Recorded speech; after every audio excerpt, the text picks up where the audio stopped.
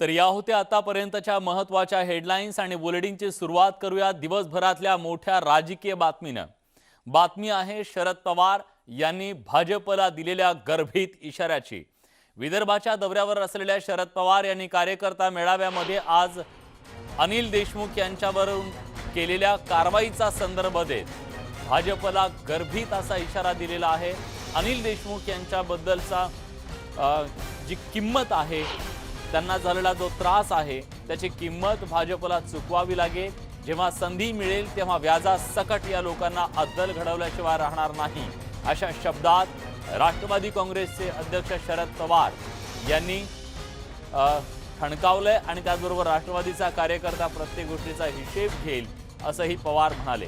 राज्य चालवायचं असतं ते दिलदारपणे, सत्तेचा वापर करायचा सन्मानाने, सत्ता आली की पाय जमिनीवर ठेवायचे, मात्र ज्यांचे पाय जमिनीवर राहत नाहीत आणि सत्ता डोक्यात जाते त्यांच्या हातून सत्ता गेल्यावर असं घडतं, असा टोलाही शरद पवार यांनी लगावला।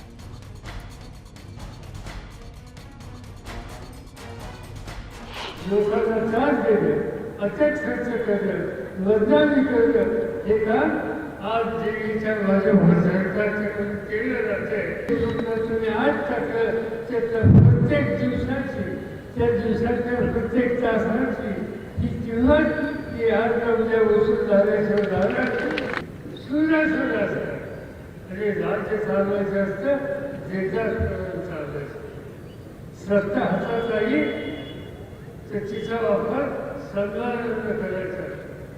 सत्ता येते, सत्ता आली तो पाय जमिनीवर ठेवायचे असतात आणि संधी मिळेल त्यावेळेला व्याजासकट याला अत्यंत राहणार। शरद पवार यांनी अत्यंत गर्भित असा हा इशारा भाजपला दिल्यानंतर राष्ट्रवादी काँग्रेसचे राष्ट्रीय प्रवक्ते नवाब मलिक यांनी सुद्धा अनिल देशमुख यांना अडकवलं गेल्याचा आरोप भाजपवर केला। तर दुसऱ्या बाजूला शरद पवार यांचं जे वक्तव्य आज समोर आलं, त्यांचा जो इशारा समोर आला तो आश्चर्यचकित करणारा असल्याचं सुद्धा प्रवीण दरेकर यांनी म्हटलं। ज्यांच्या विरोधात गुन्हा दाखल झालेले आहेत त्यांनी आरोप केल्यानंतर त्यांना अटक झालेली आहे। हे काल पवार साहेबांनी स्पष्ट सांगितलेलं आहे, तुम्ही कितीही आम्हाला त्रास द्या, जे काही तुम्ही करताय त्याचे आम्ही उत्तर देऊ।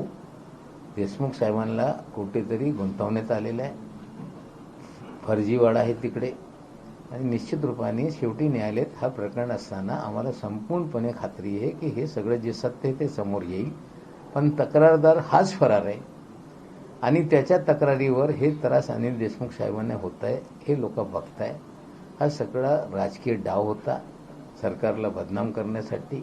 पवार साहेबांची आतापर्यंत भूमिका महाराष्ट्रानं देशानं पाहिलेली आहे। सुडाचं राजकारण करू नये, बदल्याचं राजकारण करू नये, परंतु आता त्या ठिकाणी बदला घेऊ अशा प्रकारचं पवार साहेबांचं वक्तव्य येणं आश्चर्यकारक आहे।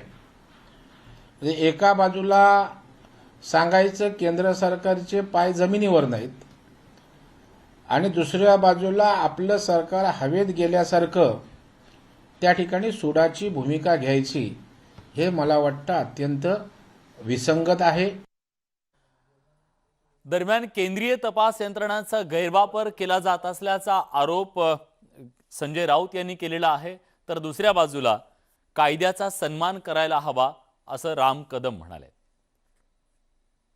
पवार कुटुंबीय छगन भुजबळांनंतर क्लीन चिट मिळालेली आहे, नंतर मग त्यांनी इतका काळ जो तुरुंगात घालवला त्याचं काय, त्याची भरपाई कोण करणार? आमचे अनिल परब आहेत, आमचे प्रताप सरनाईक आहेत, हे फक्त आम्हीच तुम्हाला दिसतोय का?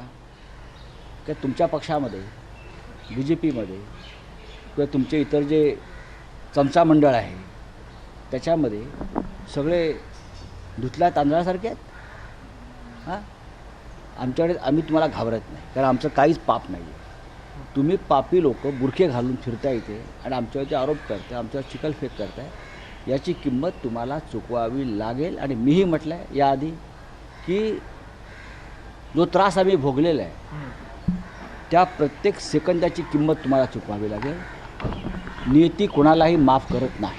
राष्ट्रवादी के नेता शरद पवार जी जांच पर तथा न्यायपालिका पर विश्वास जताते, पर खैर वे आरोप प्रत्यारोप और कटाक्ष की राजनीति में उलझ रहे हैं। महाराष्ट्र सरकार करके स्वयं जवाब देती कि उनके डीजी कहां है, जब महाराष्ट्र की सरकार अपने एक डीजी जैसे अहदे के अफसर पर ध्यान नहीं रख सकती, वे कहां हैं ये नहीं बता सकती, तो क्या इस सरकार के हाथ में महाराष्ट्र की 12 करोड़ जनता सुरक्षित है? यह भी अपने आप में सवाल है। बेहतर होता कि राष्ट्रवादी के नेता शरद पवार जी न्यायपालिका पर विश्वास जताते और आरोप प्रत्यारोप की कटाक्ष की राजनीति न करते।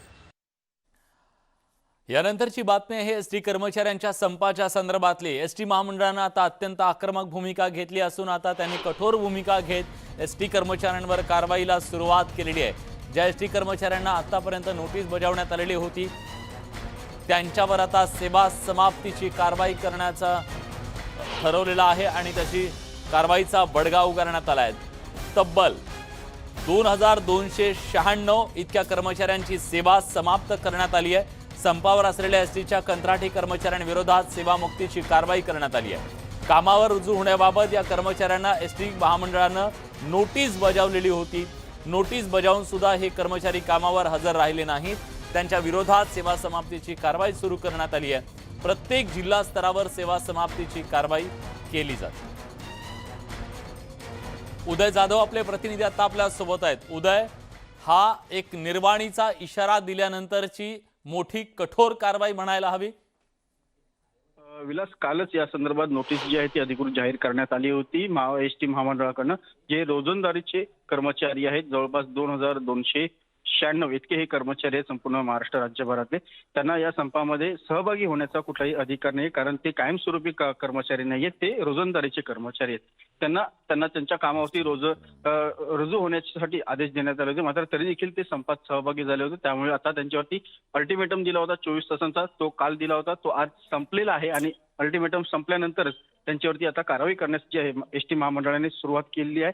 त्यामुळे काहीसं एसटी महामंडळामध्ये जे कर्मचारी जे आहेत ते देखील अधिक या संदर्भात काळजीत पडलेले आहेत। मात्र एसटी महामंडळाने आता संप इतका दिवस चिघळलेला आहे, त्यामुळे आता कठोर पावलं उचलण्यास सुरुवात केलेली आहे।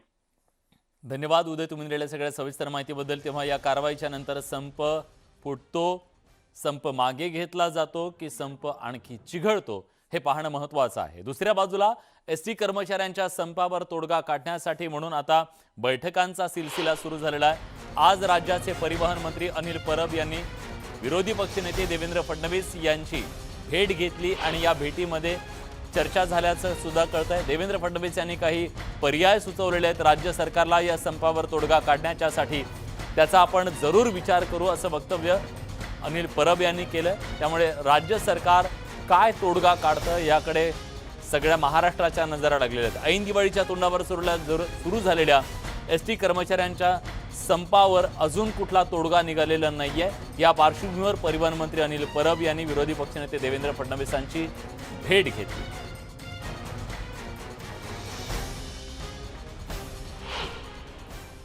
एसटी कर्मचाऱ्यांच्या संपाच्या बाबतीतला तिढा अजून सुटलेला नाही। मी आज सकाळी पण एसटी कर्मचाऱ्यांना आवाहन केलंय, वारंवार मी आवाहन करतोय की त्यांच्या बाबतीमधल्या विलिनीकरणाचा जो मुद्दा आहे हा एका कमिटीच्या समोर आहे, हायकोर्टाने निर्देश दिलेल्या कमिटीच्या समोर हा मुद्दा आहे। या व्यतिरिक्त ज्या काही गोष्टींवरती चर्चा करायची आहे या चर्चेला आम्ही सदैव खुले आहोत, कधीही याची चर्चा होऊ शकते। त्या संदर्भातले प्रश्न सोडवण्याची शासनाची पूर्ण तयारी आहे।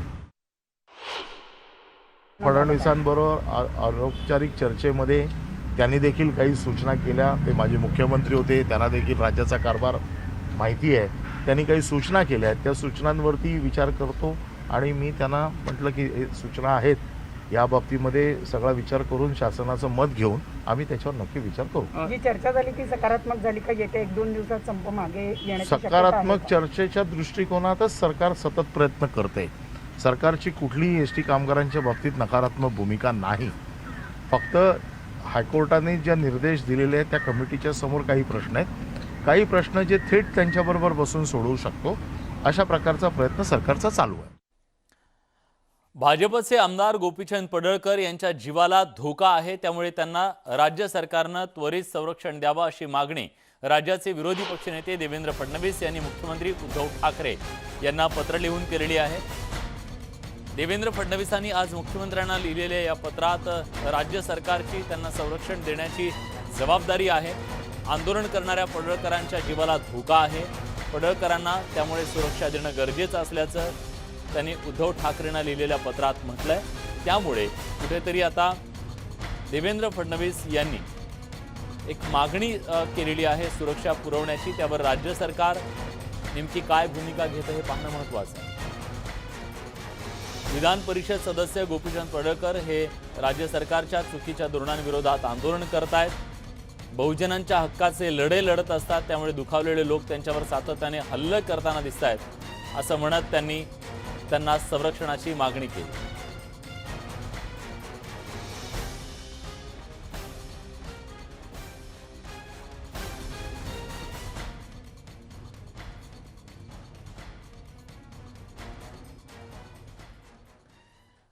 राज्यातला एसटी कर्मचाऱ्यांचा संप सध्या सुरू आहे आणि या संपावर तोडगा काढण्यासाठी राजकीय नेत्यांच्या भेटीगाठी सुरू असतानाच शरद पवार यांची याच्या संदर्भातली नेमकी काय भूमिका आहे याची उत्सुकता सगळ्यांना होती. पण शरद पवार यांनी आज आपली भूमिका मांडली आहे. एसटी कामगारांचे प्रश्न हे महत्त्वाचे आहेत, पण त्यापेक्षा राज्यातल्या प्रवाशांचे प्रश्न सुद्धा तितकेच महत्त्वाचे आहेत असं म्हणत त्यांनी प्रवाशांच्या बद्दल एसटी कर्मचाऱ्यांनी विचार करायला हवा असं सुचवलेलं आहे. त्याचबरोबर संघटनांच्या व्यतिरिक्त कर्मचाऱ्यांनी पुकारलेला हा लढा चुकीचा असल्याचं सुद्धा त्यांचं म्हणणं आहे. एसटी आंदोलनावर तोडगा एका दिवसात निघणार नाही, चर्चेतून हा तोडगा निघू शकतो असंही शरद पवार म्हणाले.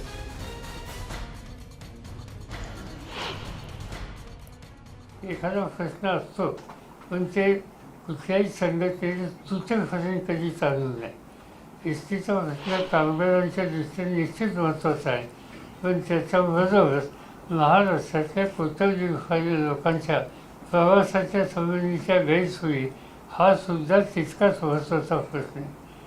आज यांच्या ज्या संघटना आहेत, इथे एस टीमध्ये VIR ॲक्ट आपल्या राज्यात जो आहे त्या VIR ॲक्टच्या अधिकार असलेली संघटना आहे. ती गेली अनेक वर्ष काम करते. अनेक वर्ष त्याच्या वेळी त्यांचे प्रश्न निर्माण झाले. निदान गेल्या 40 वर्षामध्ये त्या प्रश्नाच्या संदर्भात माझ्याशी त्यांनी संपर्क साधलेला होता आणि आम्ही बसून प्रश्न सुचवले होते. पण आत्ता जे आंदोलन चालले त्या आंदोलकांनी पहिला निर्णय घेतला की जेवढ्या संघटना त्यांनी बाजूला हवा, कुणी संघटनेने इथे यायचं नाही. शेवटी कुठलंही एखादं आंदोलन झालं तर त्याचं कोण नेतृत्व करणारे किंवा संघटना जी यंत्रणा असतील त्यांच्याशी जागा करून प्रश्न सोडवतात. मार्चची चर्चा कधी होऊ शकत नाही आणि त्यामुळे ही चोखाची भूमिका तिथं घेणं योग्य नाही. शरद पवार यांनी ही भूमिका मांडल्याच्या नंतर स्वाभाविकपणे भाजपचे आमदार गोपीचंद पडळकर आणि सदाभाऊ खोत यांनी शरद पवार यांच्यावर निशाणा साधलाय. कर्मचाऱ्यांचा घातच मान्य शरद पवारांनी गेल्या 50 वर्षापासून केलाय. त्यांचीच संघटना ही मान्यताप्राप्त संघटना आहे आणि आतापर्यंत राज्य सरकार परिवहन खातं ही संघटना जी मान्यताप्राप्त आहे त्यांच्याशी चर्चा करते आणि मान्यताप्राप्त संघटनेनं या लोकांचे मूळ जे विषय आहेत ते सरकारपर्यंत कधी मांडले नाहीत.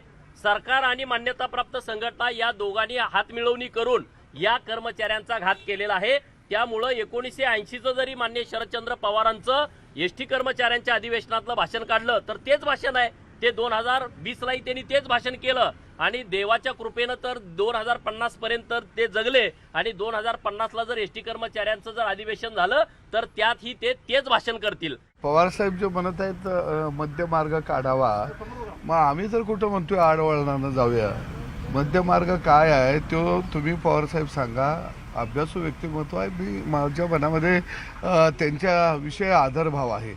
पण नेमका त्यांचा मध्य पूर्वेला आहे का दक्षिणेला आहे का उत्तरेला आहे हे मात्र कधीच कुणाला समजून आलं नाही. मला वाटतं की राजकारणाच्या जागेवर खेळूया, पण ज्या कामगारांनी तुम्हाला मोठं केलं असं तुम्ही त्यांच्या अधिवेशनात त्यांना सांगता, मग त्या कामगारांचे अश्रू पवारसाहेबांना का दिसले नाही?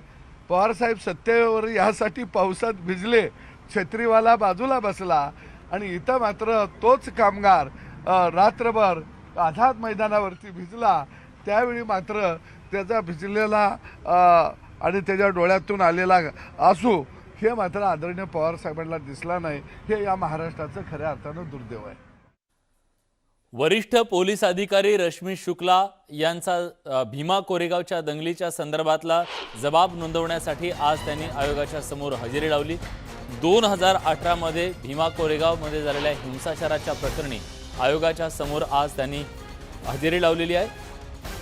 आयोगानं शुक्ला आणि आणखी एका साक्षीदार हर्षाली पोद्दार यांना चौकशीसाठी बोलावलं होतं. रश्मी शुक्ला यांनी आयोगासमोर प्रतिज्ञापत्र सादर केलं नाही, त्यामुळे आज त्यांचं निवेदन नोंदवण्याची शक्यता कमी आहे. प्रतिज्ञापत्र पुढच्या सुनावणीपर्यंत आयोगाला सादर केलं जाईल, त्यानंतर रश्मी शुक्ला यांचा जबाब नोंदवला जाईल.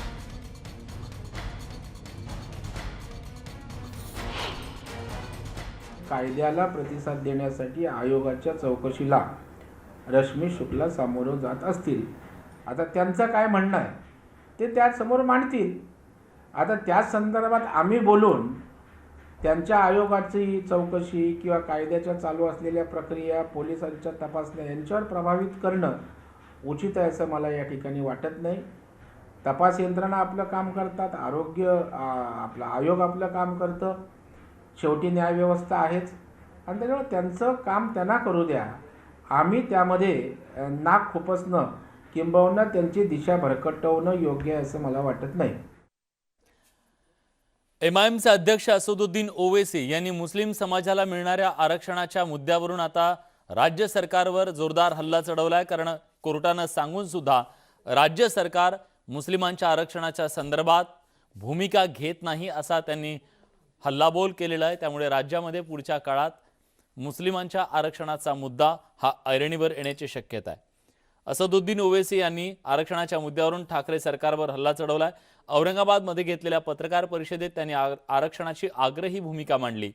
मुंबई उच्च न्यायालयाच्या निकालाचा संदर्भ देत त्यांनी मुस्लिम आरक्षण देणं गरजेचं असल्याचं ठासून सांगितलं. सगळ्या मुस्लिमांना आरक्षण देऊ नका, पण उच्च न्यायालयानं आदेशात ज्या 50 जातींना आरक्षण देता येतं असं म्हटलंय त्यांना द्या, असं ओवैसी म्हणाले.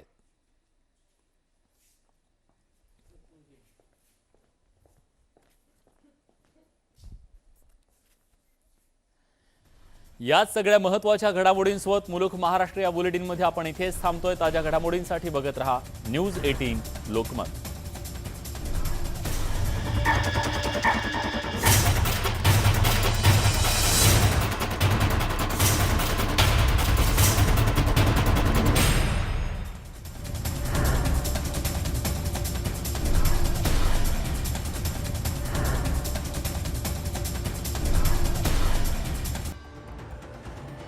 नमस्कार, मी विलास बडे. न्यूज 18 लोकमतच्या या विशेष कार्यक्रमात आपल्या सगळ्यांचं स्वागत. मंडळी, शरद पवार हे कधी फारसे आक्रमक होत नाहीत असं आपल्याला आतापर्यंतच्या त्यांच्या राजकीय कारकिर्दीवरून दिसलंय. पण आज विदर्भ दौऱ्यावर असलेल्या शरद पवार यांचा आक्रमक अवतार, त्यांचे आक्रमक शब्द हे महाराष्ट्रातल्या अनेकांसाठी कदाचित क्वचित प्रसंगी दिसणारे हे क्षण म्हणावे लागतील. कारण शरद पवार यांनी आज भाजपला, केंद्रीय संस्थांना गर्भित असा इशारा दिलाय. निमित्त आहे माजी गृहमंत्री अनिल देशमुख यांच्यावर झालेल्या कारवाईचं. त्यांच्यावर झालेल्या, त्यांना जो त्रास झाला त्या प्रत्येकाचा हिशेब चुकता केला जाईल, त्याचा बदला घेतला जाईल, अशा प्रकारची भावना कुठेतरी त्यांनी बोलून दाखवली.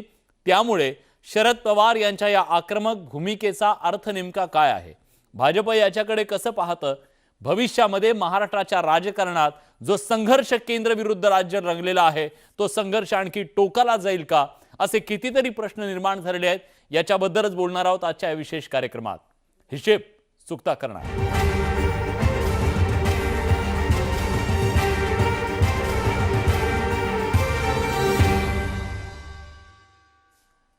या विषयावर बोलण्यासाठी आता आपल्या सोबत मान्यवर पाहुणे आहेत. आपण थेट त्यांच्याकडे जाऊया. आपल्या सोबत आहेत भाजपचे आमदार अतुल भातखळकर. अतुलजी, स्वागत आहे तुमचं न्यूज 18 लोकमत मध्ये.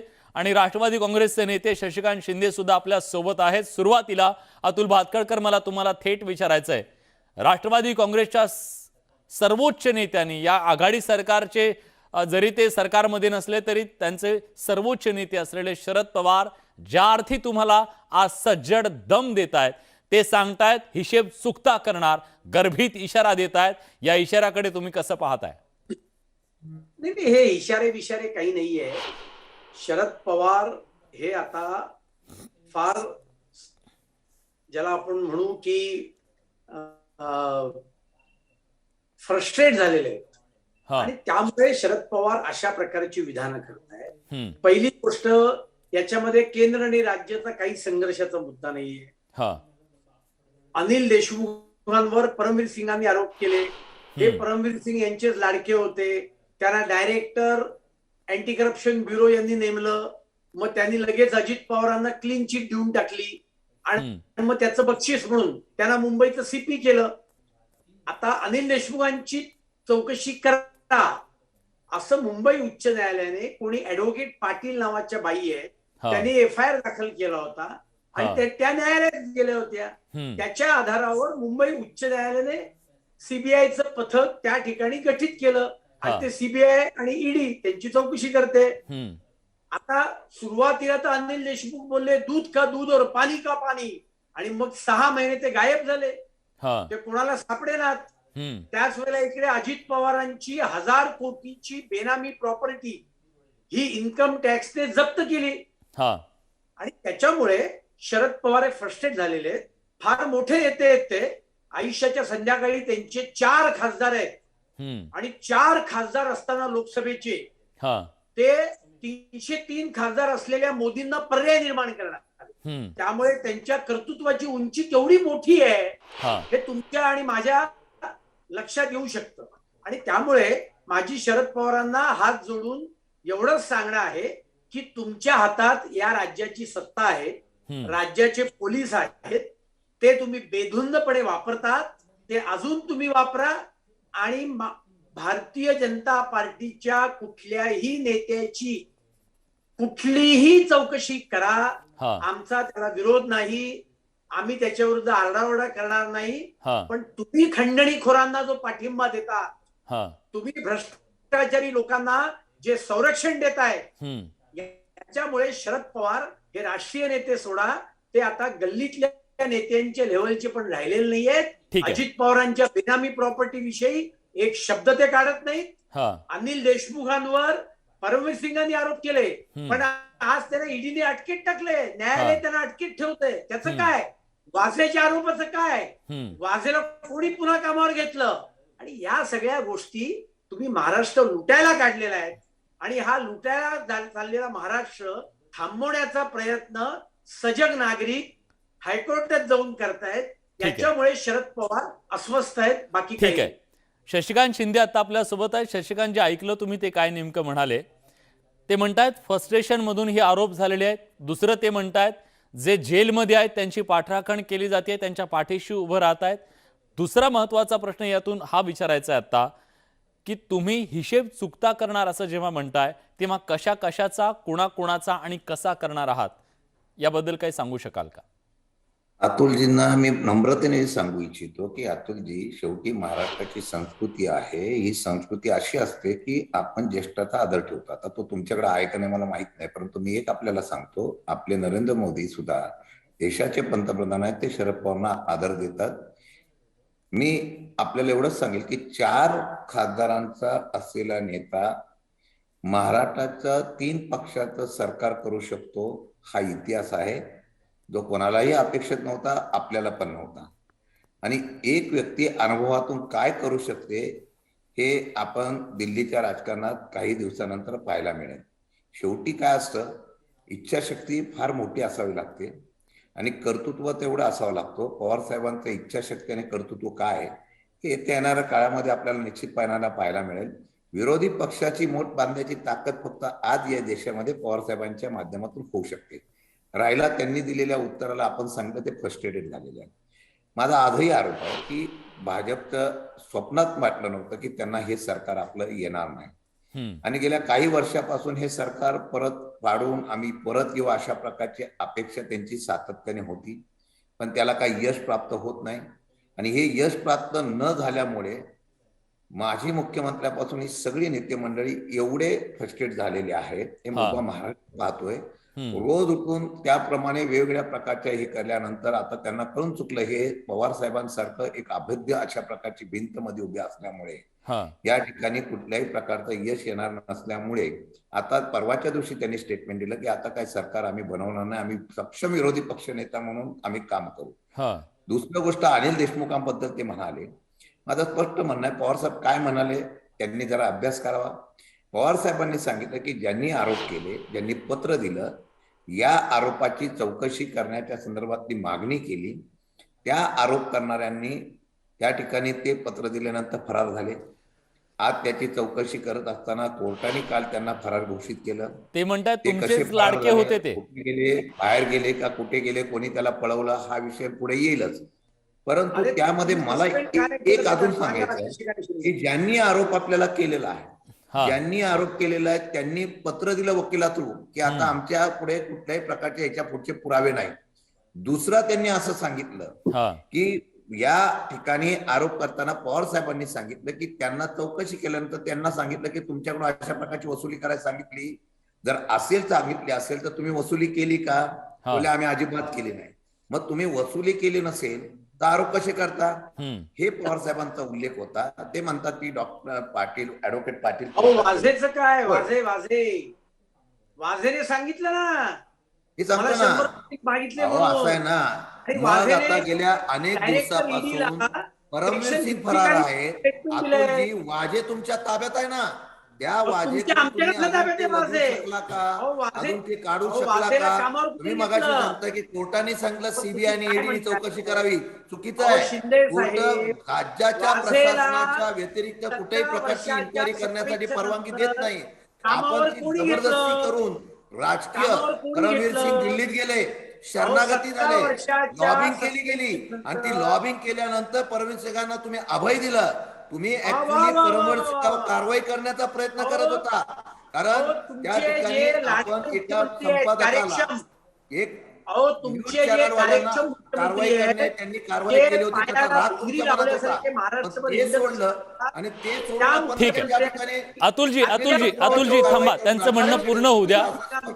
अतुलजी माफ करा, थांबवतो मी तुम्हाला, कारण प्रेक्षकांपर्यंत हा आवाज जाणार नाही. तुम्ही दोघंही एकाच वेळेस बोलला तर. शशिकांतजी शशिकांतजी आज ही परिस्थिती आहे. आज तुम्हाला असं वाटतंय का कुठंतरी की एक प्रकारे सचिन वाझे असेल किंवा परमबीर सिंग आहे, या दोघांना सुरुवातीला राज्य सरकारनं त्यांची पाठराखण करून चूक केली आणि त्यामुळे ती चूक आज अनिल देशमुख यांना भोगावी लागते? मी आपल्याला सांगतो, यातलं आजही माझा परत प्रश्न असा आहे, जी सीबीआय चौकशी करते, जी ईडी चौकशी करते, पहिलं रोजच्या रोज रकाने किंवा स्टेटमेंट दिलं जात होतं सचिन वाझेचं, आज त्याच्याबद्दलची काय चौकशी पूर्ण झाली, काय त्याच्यातून फलित बाहेर आलं, ह्याच्यामध्ये कोण दोषी आहे, याचा उल्लेख अतुल भातखळकर करतायत, आम्हाला सुद्धा माहिती पडावं. मग ते दोषी जी लोक असतील त्यांची नावं का बाहेर आली नाहीत, मग त्याच्यावर कारवाई का झाली नाही? आज परमवीर सिंगांचा वकील जाऊन बोलतो की आमच्याकडे याच्या पुढे व्यतिरिक्त काही पुरावे नाही. आज अनिल देशमुखांना परत न्यायालयीन कोठडी मिळते, परत ईडी चौकशीला घेते, परत न्यायालयीन कोठडी मिळते. तुमच्याकडे स्ट्रॉंग एव्हिडन्स असेल, जसं तुम्ही वाझेंचं म्हणता, सगळ्यांचं म्हणता, मग तसा स्ट्रॉंग एव्हिडन्स असेल तर मग कोर्ट अशा प्रकारचा निर्णय का देतो याचा कुठंतरी संदर्भ लावला पाहिजे ना, की आपला आरोप करायचा मग तुम्ही कोर्टातून सिद्ध करा तुम्ही निर्दोष आहे का नाही. ही सल पवार साहेबांनी नागपुरामध्ये बोलून दाखवली, पण पवार साहेबांनी आज जी सल बोलून दाखवली उठवण्याचा अधिकार ह्यांना कोणी दिला नाही ना. शशिकांतजी पवार साहेबांनी आज सल बोलून दाखवली असं तुम्ही म्हणालात. ही सल निश्चितपणे कार्यकर्त्यांच्या मनात पुन्हा उत्साह निर्माण करण्यासाठी असू शकते. कार्यकर्त्यांचं मनोबल खच्ची होऊ नये याच्यासाठी त्यांनी पक्षप्रमुख म्हणून ती भूमिका घेतलेली असू शकते. पण ते जेव्हा म्हणतात की याचा हिशेब चुकता केला जाईल, याचा अर्थ भविष्यामध्ये महाराष्ट्राच्या राजकारणात हा जो संघर्ष गेल्या काही दिवसापासून सुरू आहे तो अधिक टोकदार होईल, हा गर्भित इशारा आहे? नाही, मी आपल्याला सांगतो, शेवटी त्या असलेल्या शब्दाचा अर्थ कसा काढावा हा प्रत्येकाचा विषय आहे.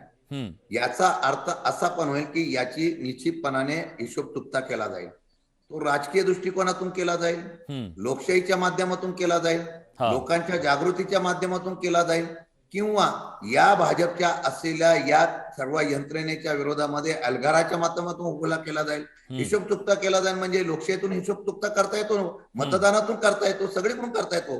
दुसरा अर्थ सांगतो की आजही आमचं म्हणणं आहे, एका बाजूला एक उदाहरण म्हणून मी सांगतो, उदाहरण म्हणून की एका बाजूला एनसीबीची कारवाई चालू आहे, बरोबर आहे, केंद्रीय हस्तक्षेप डायरेक्ट होतो. दुसऱ्या बाजूला राज्य सरकारचे सुद्धा यंत्रणा आहे, ही यंत्रणा हस्तक्षेप करायच्या अगोदरच सेंट्रल हस्तक्षेप होतोय.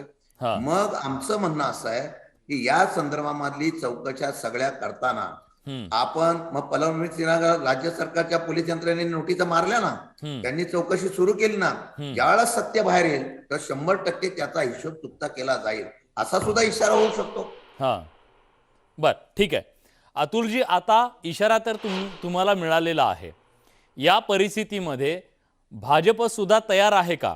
कारण राजकारणामध्ये आज अशा प्रकारचे जेव्हा एखाद्या सत्ताधारी पक्षाच्या वरिष्ठ नेत्यांकडून अशा प्रकारचा इशारा मिळतो तेव्हा स्वाभाविक आहे की यंत्रणांसाठी सुद्धा तो एक इशारा असतो. मग उद्या होणाऱ्या संभाव्य कारवाईसाठी तुम्ही तयार आहात का? महाराष्ट्राच्या इतिहासातलं यांचं महावसुली सरकार जे आहे ना, ते केवळ सर्वात भ्रष्ट सरकार नाहीये, सर्वात व्हिंडिक्टिव्ह सरकार आहे. कळलं की नाही? यांनी सत्तेवर आल्यानंतर काय काय घोषणा दिल्या. पहिल्यांदा सांगितलं की आमच्या काळामध्ये फोन टॅपिंग होत होतं, यांचं हे चौकशी करणार होते, आपल्या लक्षात आहे का? आपण बातम्या दिल्या. मग समिती नेमली. माझा तुमच्या माध्यमातून सरकारला प्रश्न आहे आणि शशिकांत शिंदेना प्रश्न आहे, त्या फोन टेपिंगच्या चौकशीचं काय झालं?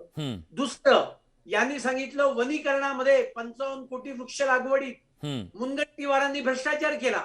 अहो, स्वतः मुनगंटीवारांनी 6 पत्र लिहिली की या भ्रष्टाचाराची चौकशी करा. आणि गेल्या अर्थसंकल्पीय अधिवेशनामध्ये लेखी यांनी प्रश्न विचारला, लेखी उत्तर आलं की त्यात भ्रष्टाचार नाहीये, तरी मुनगंटीवारांनी उभं राहून सांगितलं की चौकशी करा. चौकशीचं काय झालं? शशिकांतजी, प्रश्न तुम्हाला विचारला जातोय, जर समजा हे पण 5 वर्ष सत्तेत होते, बरं ठीक आहे, पूर्ण करा, वेळ कमी आपल्याला. तो नट त्याने आत्महत्या केली का त्याची हत्या झाली, त्यावेळेला या अनिल देशमुखांनी सांगितलं की भाजपची आणि आयटीची चौकशी करणार, भाजपच्या ड्रग कनेक्शनची चौकशी करणार. आणि वाझेचं प्रकरण जेव्हा आलं तेव्हा तर हे अनिल देशमुख बोलले, अन्वय नाईकच्या आत्महत्येच्या बाबतीत आम्ही देवेंद्र फडणवीसांची चौकशी करणार. या सगळ्या चौकशांचं काय झालं? ठीक आहे, मी उत्तर घेतो. शशिकांतजी, उत्तर द्या. तुम्हाला संधी होती त्यांचा हिशेब चुकता करण्याची, आरोप तुम्ही केले होते, तुमच्याकडे यंत्रणा होती. 2 मिनिटं तुम्ही मला बोलूच देत नाही आहात. सर, तुम्ही प्रश्न उपस्थित केल्यानंतर त्यांच्याकडून उत्तर तर घ्यावं लागेल ना. त्याच्यावर बोलणार नाहीयेत, ते त्याच्यावर बोलणारच नाहीयेत, कारण त्यांच्यावर बोलण्यासारखं काही नाहीये. तुम्ही मी बोलणार का नाही, तुम्ही कोण ठरवणार? फ्रस्ट्रेट झालेले ही लोक. आणि मी तुम्हाला सांगतो, नवाब मलिक, अहो ते मिनिस्टर आहेत, तेच आरोप करतात. तुमचं गृह खातं आहे, ते सांगतात या माणसाची अंमली पदार्थाशी संबंध आहे. ठीक आहे, मग अटक करा ना. ठीक आहे, मला उत्तर घेऊ द्या, माझा वेळ संपलाय. अतुलजी, आता मला त्यांना वेळ द्यावा लागेल.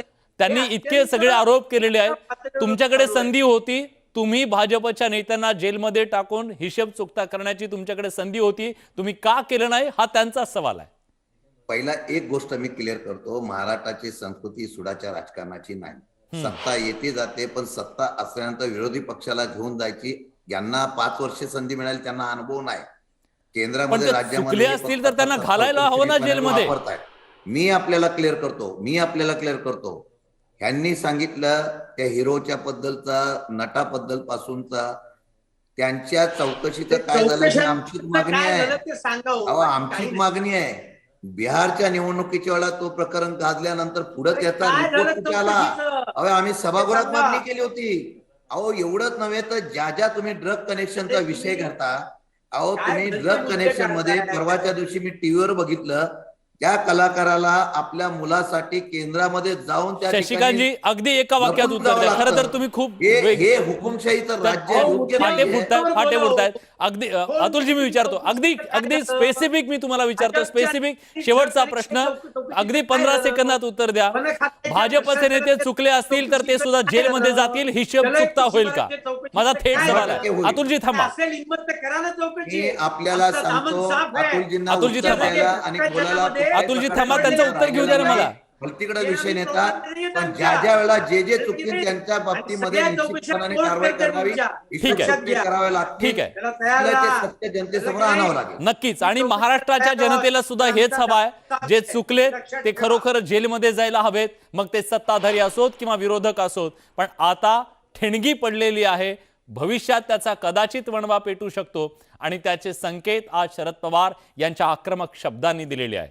त्यामुळे महाराष्ट्राच्या राजकारणात पुढे नेमकं काय वाढून ठेवलं याचा अंदाज तरी नक्की आलेला आहे. आपण दोघेही आलात, आपली भूमिका मांडली, त्याबद्दल दोघांचेही आभार. या विशेष कार्यक्रमात आपण इथेच थांबतोय. धन्यवाद.